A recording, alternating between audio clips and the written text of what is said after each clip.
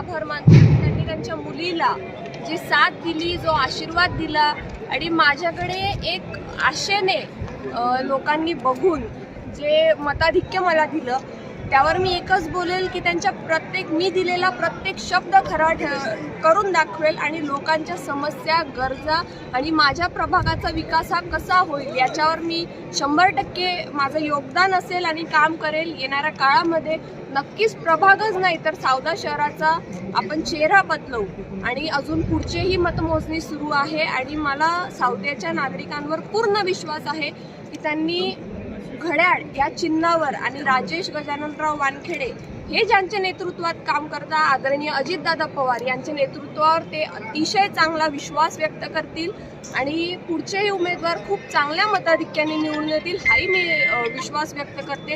आणि पुन्हा एक वेळा माझ्या प्रभागातल्या प्रत्येक नागरिकाच्या समोर मी नतमस्तक होऊन धन्यवाद देते की त्यांनी माझ्यावर विश्वास ठेवला. या विश्वासाला तडा जाऊ देता कामा नये. मी या विश्वासासाठी काम करेन एवढंच बोलेल. धन्यवाद. तुझ्यासोबत पप्पांचा पण विजय झालेला आहे त्याबद्दल पण बोल.